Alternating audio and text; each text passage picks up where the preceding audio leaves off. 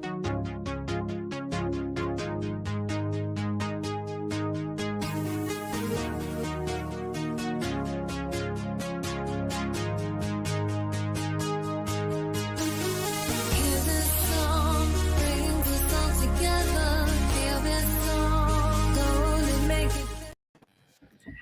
evening, everybody. Welcome to Inside Entrepreneurship. I'm Susan Murphy. Good evening, and I'm Bassem El-Ghawabi. How are you doing, everybody? I'm glad you're here. I'm glad you've tuned in. How are you tonight, Bassem? I'm doing well, thank you. How are you doing? Excellent.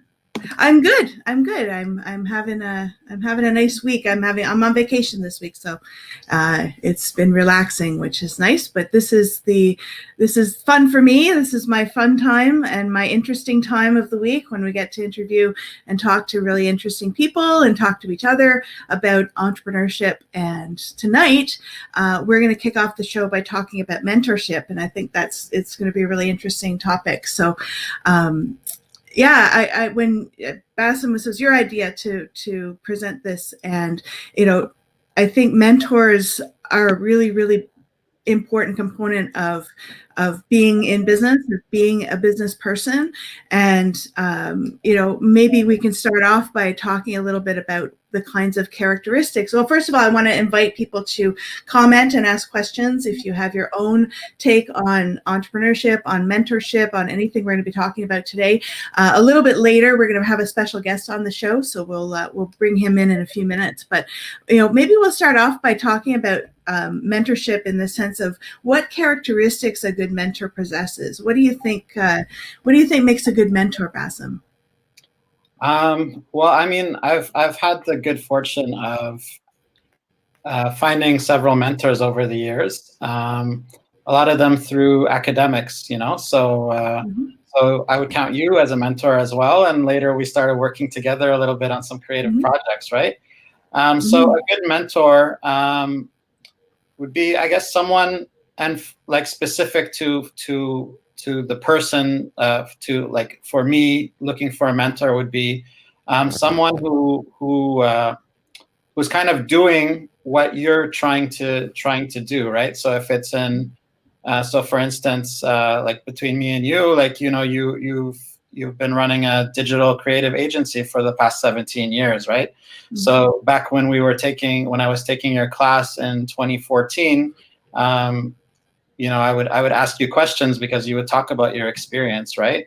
And in terms of things like running social media campaigns and different, really, really kind of deep areas of expertise, right? So I think that's one of the characteristics a good mentor for that you should be looking for is someone who has that hands-on experience in the area that you're looking to get better at.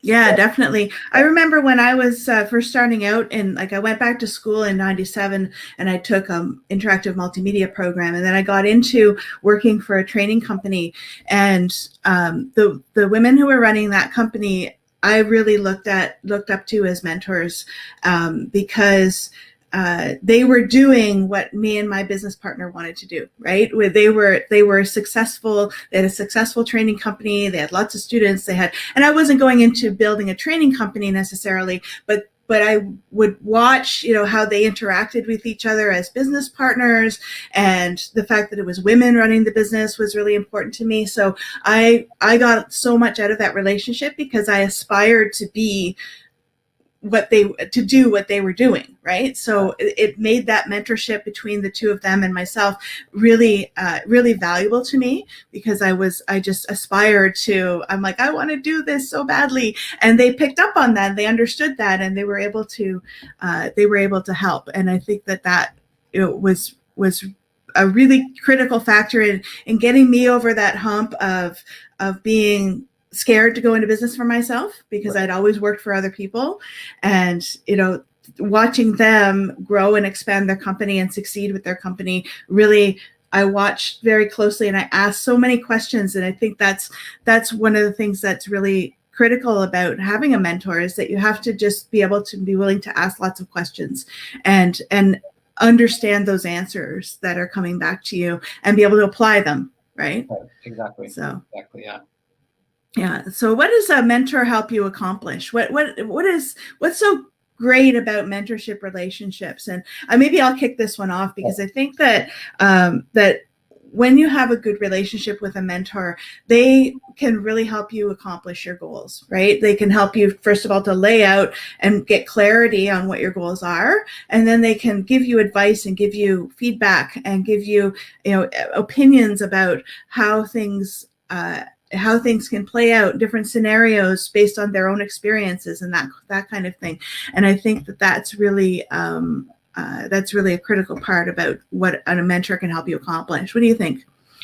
I think what a mentor can do is they can both help you kind of navigate what you should and can do, and also what is not for you, and kind of, I think that's just as important, helping you, because all these kind of opportunities and all of these pathways open up for you, and then sometimes you haven't walked that path yet, right? So sometimes you don't have that full self-awareness yet. So I've benefited from different mentors kind of telling me, okay, focus on this right now, and kind of this other thing, this other program is not for you at the moment, right?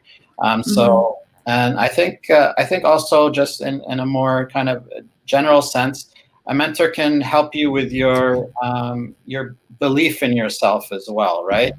That was a really big thing for me. Sometimes, I think there's a saying where sometimes you need someone to believe in yourself more than you believe in yourself at certain points, and just so that's a huge thing. It starts with the mindset. Yeah, it's all about mindset, absolutely. And what you say about finding that right person that can help you align your goals, give you advice on what is the right path, or what is a right path, what is maybe a wrong path, or a different way of looking at things. Finding the right person is really critical. And I think we talked a bit about characteristics, right? And you want to find somebody who you're aligned with, right? In your values, in the way you want to run your company. You don't necessarily have to have a mentor that is in your direct industry, right? Yeah. Like I was working with these women who were in a training, and I was doing training work at the time, but it wasn't ultimately what I wanted to do. But where I got my inspiration from them was really from watching what their dynamic was like, how they ran their business, how they made decisions, how they got through stressful times, how they got through good times, all of those kinds of things. So finding the right person or the right people that fit with you and fit with your goals and your values is a critical piece as well. Yeah, no, I would agree completely with that. Like I mentioned, I've been fortunate to have different type of mentors. So, in different areas of expertise. So for instance, I had a mentor that was a CFO, right?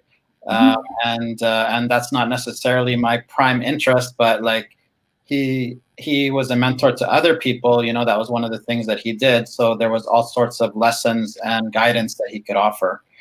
So definitely it starts with the values, and just there's different skills that a mentor can impart to you. Yeah, definitely. Where do you find mentors? I thought that's a really great question. Go ahead. Yeah, no. So I think this is really, I think there's probably a lot of students might be interested in this topic, because I think when you're that's one area, like when you're completing a program or a certificate or something like this, that's kind of a great ground for finding professors. And especially for me, it was I was taking a business program, and later the program that you were teaching in, mobile social media management. So most of the professors were business people, right? And had their own companies or businesses. And even Chris, that will be coming up on the show shortly, is an example of that. So, but in any program, just like being able to stay to the end of the class and ask those extra questions, build that rapport, put a face. Well, now it's on Zoom, but you can still reach out, right? So those type of things. So school, taking advantage of school, whether it's professors or events that are extracurricular events or networking events. Those are a couple off the top of my head. So, there's a lot of networking events going around in the city and associations and chambers of commerce and things like that. What about yourself, Susan? Yeah, very similar, very similar. I think, most of my mentors have come from places that I've worked. So that's been kind of an interesting trend in my life and my career, is that, various different jobs that I've done, not just with my company, but before I got into being an entrepreneur, I found a lot of people, there may be bosses people that I worked for, owners of companies that I worked at, that kind of thing.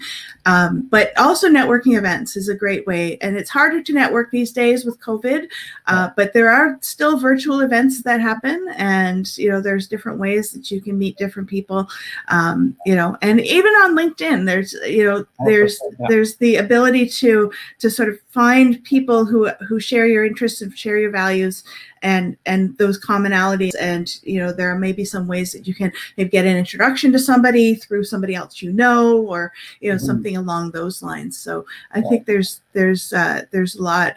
So just before we bring Chris in, we'll wrap up this segment with, how do you think you can get the most out of a mentoring experience? Because it really is a two-way street, right? Yeah. It's not just about the mentee, asking questions and bombarding the mentor all the time, right? Like, it's like, how do you make sure that the relationship works and keep it healthy? Yeah. So the word that comes to mind is reciprocity, right? So like you said, the mentor is looking to kind of share their knowledge and expertise, and they want to impart their values, but also they're getting something out of it by being able to build that rapport with someone who's trying to achieve something maybe similar to what they've done, right? And just showing that appreciation for your mentor.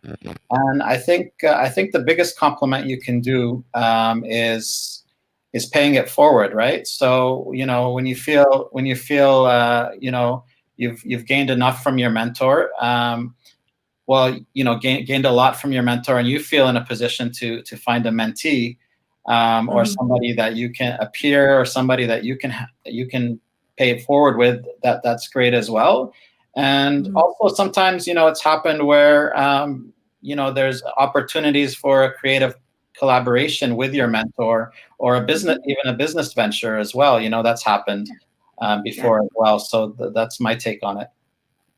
Yeah, it's like any relationship, right? You have to work at it to keep it healthy and keep those connections, and not make it too one-sided where, the person who's the mentee is you have to be respectful of each other's time. You have to be respectful of each other's space and things like that. But being able to set up specific times to say, let's meet, have a coffee, or let's meet over Zoom, once every couple of weeks or once a month, and do a little catch up, I think is a really good practice when you're in that mentoring relationship. So great. Well, if anybody out there, I think we have Christina, who says a mentor of yours eventually hire you for your services.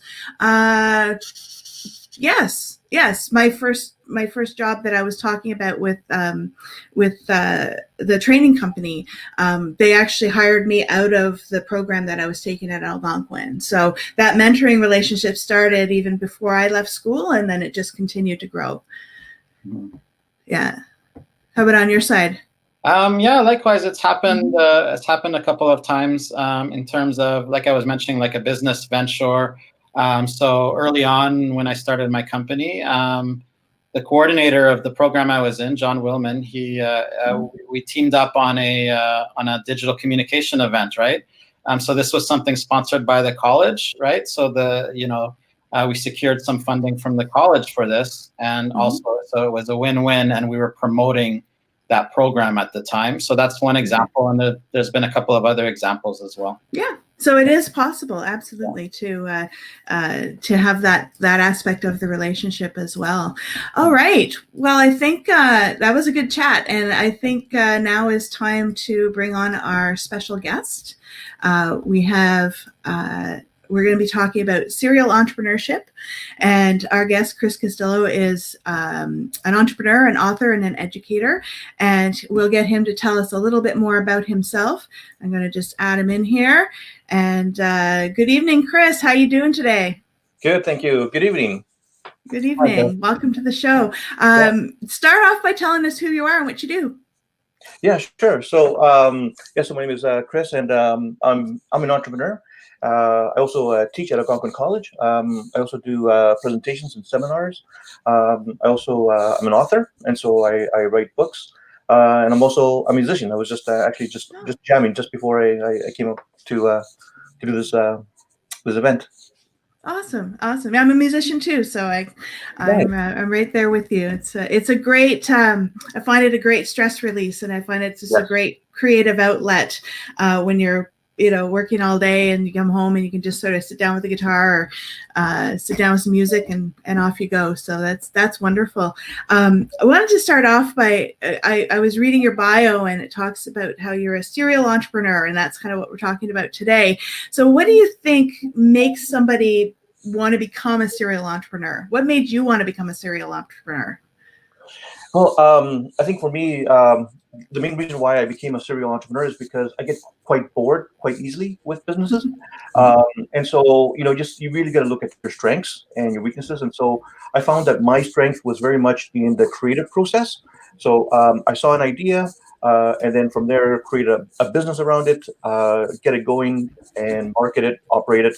And then after a while, either sell it off or hire other people to come in and run it. I wouldn't be doing the business a lot of justice by me hanging around a lot of time. It's mostly I bring other people who could come in and help complement my skills. So it wasn't so much that I chose to be like a serial entrepreneur. It's more of my skills are very much in the creative process. So I like to create like books or create music or create content. And so I'm always in the creative mood, and therefore I like to create something, and then from there, kind of hand it off to someone else to help run it and manage it. Okay. Yeah. So that kind of leads into our next question, Chris. Yeah. I know we've talked about it a bit before, like the different types of business that you've run, right? Yeah. Do you have, I think I might have an idea here, but do you have a favorite business that you own or have owned? Yeah, I would have to say that out of the I had a restaurant, coffee shop, internet business. I think the one that's lasted the longest with me, it would have to be Master Entrepreneur, and that's the training and consulting company that I started back in 1998, and I would say that's probably the one that I always go back to, and the reason being is because I'm always creating content, creating stuff for it. So I've been creating like a lot of coaching process for other people who want to be consultants and trainers. So I would train them on the Master Entrepreneur process. The latest program I developed is called the Self-Operating Business. So what that involves is helping entrepreneurs build a self-operating business. So then they could, free themselves up a bit to be able to grow the company to the next level. And by sticking with Master Entrepreneur back in 1998, I would say that that's probably my favorite one. And then from there actually came out another one, which you know about, Bassem, called Fire Within. Yeah. And that Fire Within was mostly because people came up to me and they said, well, Chris, I don't want to start up a business. I don't want to grow a business. Well, rather, what I would like to do is get a new job or get a new career or change something that's not really to business necessarily, but have some kind of change in my life. So after that, when I kept on hearing people ask me about coaching, but not so much on the business side, that's when I created in 2007 Fire Within, coaching and motivation company. That's awesome. What do you think are some of the characteristics of a good entrepreneur or a great entrepreneur? Yeah, I mean, like they have to be really focused. They have to be focused, have to have a goal for sure. They need to be flexible, and and also they got to be. I guess the number one thing I would probably say is that they have to care, and so care, right? And if you care about the product that you're selling or the service that you're selling, I think people will pick up on that. So they know you're not just selling something quick and there's not a lot of thought to it. More, it's like people are they could tell that what you're selling is it's coming from the heart, and so you're caring, right? When I went to Japan, and I would just buy something simple like a little donut. So the person, when they would give me the donut, it would they would give me in a nice wrapping this donut. So this donut is very much an extension of that person. And so the care that went into development of that product or service was amazing. So, and expanding on that concept of caring, I would have to say customers. So if you care about customers, then that means that you're trying to provide the best value for that customer, even if that means that your own product or service is not good for them. Well, then if it's not good for them, then you recommend someone else or another company to be able to provide that service. Caring for your employees. Right now, we're going through COVID-19. And so there's a lot of stress. Does that mean lockdown, and how does that affect people? And so I think caring for your staff is very good. And even just yesterday, I went down to the restaurant on Somerset, and I went to park, and sure enough, my landlord was stuck on the road. So I saw him, and I just got out, and I could see they would sort of struggle. And I said, listen, just give me a shovel. So they got me a shovel, and I just shoveled underneath the two tires. And I said, okay, now we're going to rock the car, and we got them going. So you just care. It's just caring about people, caring about the product, caring about the service. And I think that's probably the number one characteristic that I found to be successful for entrepreneurs. Mm-hmm. And I think too, like in my own experience as an entrepreneur, I really like working. You know what I mean? Like, yes. I like to work. I've always liked to work. I've always liked to be in pursuit of creative endeavors and to actually create and build something that means something. I think it's a really deep part of that too. That's great. That's awesome. Awesome. Okay. So there's a bit of a tie-in on my next question, Chris. It's related to our first segment, which is, from your perspective, what makes a good mentor? What makes a good mentor? A mentor is someone who thinks in abundance, and I think that's a very important thing, because if someone thinks in lack, or the fact that there's very limited, you don't really want to get involved in a mentorship relationship with that, because it's very much that person thinking there's very limited amount of things. It's kind of like a pie, and so they want to try to keep that pie to themselves. And so it's very important to find a mentor that thinks abundance. So so the ideas that they give you, the suggestions that they give you, the strategies that they give you, they're able to just continue to pump them out anyway. So there's no reason to be hoarding the ideas. It's much better to find someone that says, I feel abundant. I feel like I've achieved good things. I want to be able to give back, and because of that, they have gratitude because of that abundance, and they're not thinking in lack. And I think that's a key thing to find in the mentorship, is to find a mentor that thinks in abundance. Mm-hmm.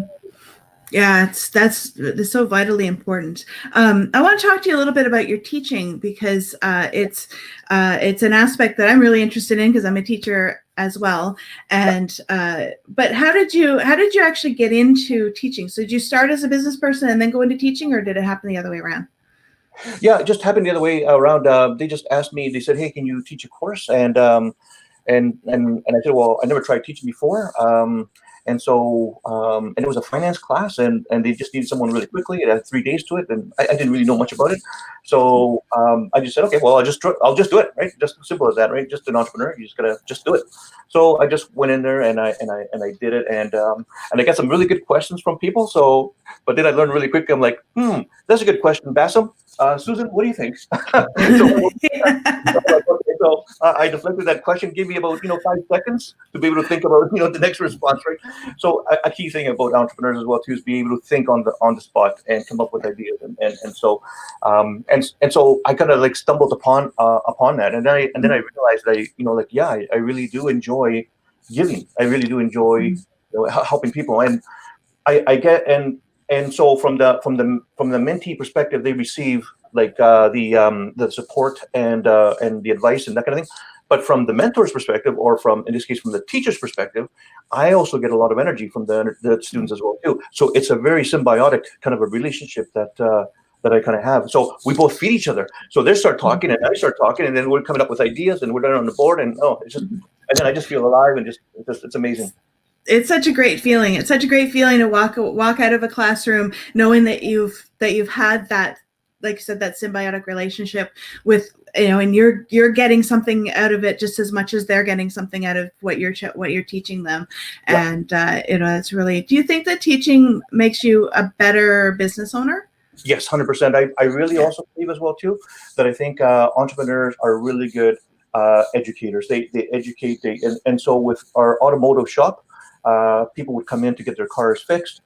We would show them. We would say, okay, here's the brake, and this is what happened, and so on. So we believe very much in education. So, and that made the customer feel like, oh, okay, like we just didn't give them a bill. They understood what actually happened. So, okay, now I understand, and that gave them a much better feeling. So I think that would work out really, really well for that education. Yeah, I find that too in our business, is in the digital marketing world, that a lot of what we do is that education. Like, we don't like to go into a project and just bombard people with oh, it's got to be done this way or no way, right? It's like, it's a process, and you have to work with people instead of working for them or them working for you, right? It's a group effort. It's a collaborative effort.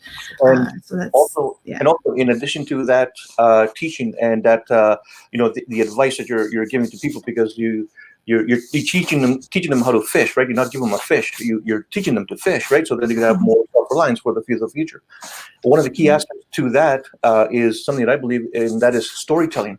The ability to storytell and captivate the audience, and then it just draws them into what you're saying, and they just go in, and then they absorb what you're saying, and then from there you got that instant interaction with the customer, or sorry, the audience or students, and I feel like that goes very much hand in hand with the education, is that storytelling, and it just captivates people, and I think it's awesome.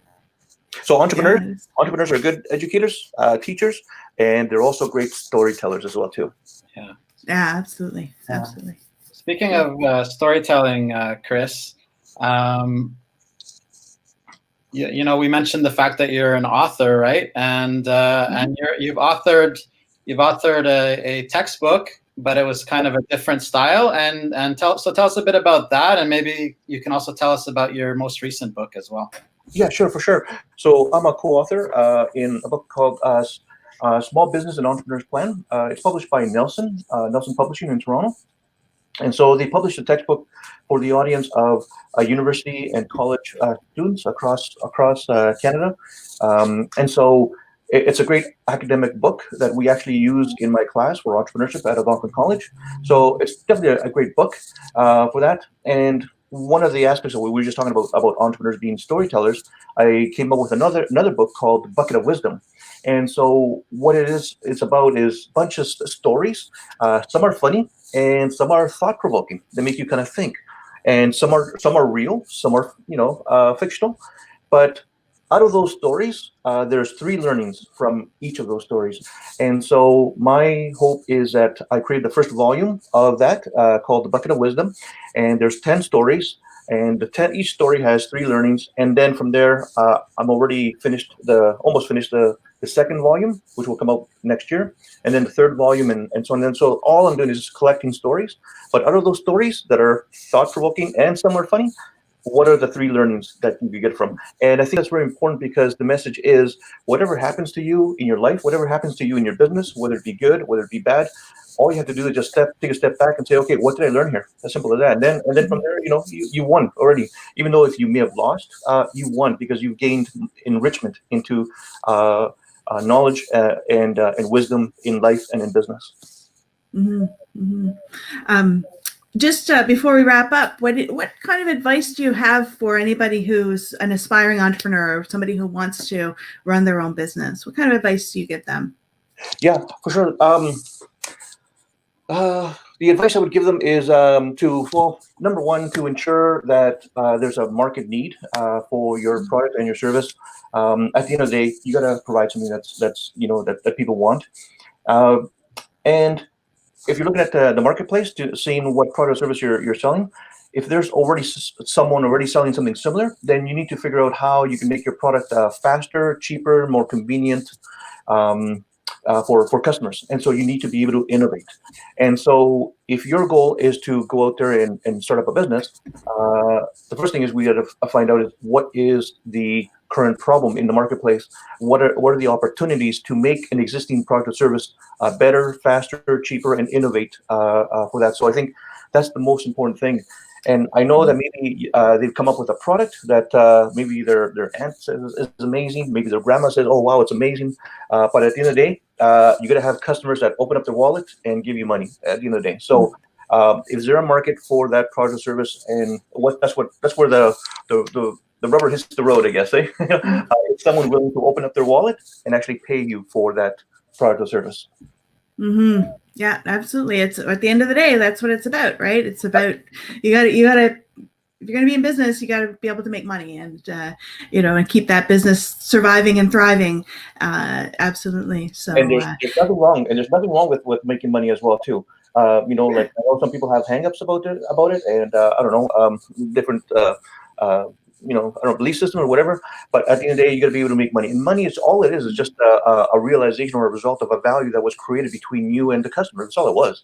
So now that you got that money, well, what would you like to do with it? You want to give it away to charity? Go ahead. You want to be able to get yourself a nicer car? Awesome. It's really up to you. And so it's the money. All it is really is just a byproduct of the value that you're creating in the marketplace by having that exchange between the entrepreneur and the customer.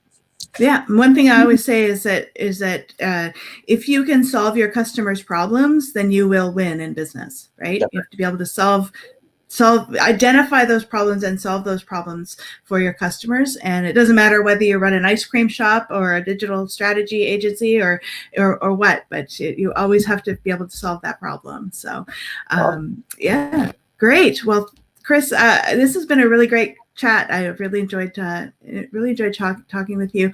And if anybody has any questions or comments, by all means, drop them in the comments below, and we can try to answer them either on the show or after the show. Chris, where can people find you? They're looking for you. Sure. They can go to chris-castillo.com. And so that's my main site that kind of just profiles who I am and what I do. So that's the main site. And then from there, you can link up to my other businesses and everything else that I kind of do as well too. Yeah. Awesome. That's great. Great. Well, thank you again for coming on the show. We really appreciate it. It's been a great chat.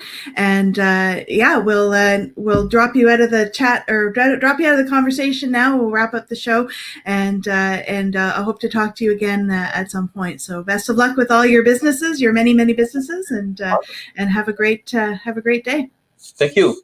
Have a good day. Thank you. Bye-bye. Awesome. Well, that was a fantastic chat. He's really got some great advice for people, I think. But before we wrap up, we were going to talk a little bit about our partner in this show. You want to tell people a little bit about Pay What You Can Group Therapy? Yeah, definitely. So, like you said, part of our goal with this show is to highlight the intersection of entrepreneurship and mental health, and mental health is an issue that can affect entrepreneurs disproportionately, actually, but also the general public as well. So, I'd like to invite people to check out this website, Pay What You Can Group Therapy. At last look, there was I think over 20 different types of groups, whether it's from depression and anxiety to purpose to a group related to first responders to a whole bunch of different, you name it. So it's, there's 30 plus professional moderators, often psychotherapists or psychologists. So they offer group sessions. This is available almost every day. And the model is basically you go, there's a couple of questions, you sign up, and if you benefit from it, you leave a review and you can pay what you can. That's the type of model. It's not meant to be kind of prohibitive for anybody. So yeah, we invite our audience to either check it out or pass on the word. Awesome. Great. PayWhatYouCanGroupTherapy.com. And we have Ihab, who says, awesome. So thank you very much for tuning in. Thank you to everybody that tuned in today. Thanks again to Chris. And we will see you next week. Same time, same channel. Same channels. All right. Have a great night, everybody. Okay. Have a good night, everybody. Bye-bye.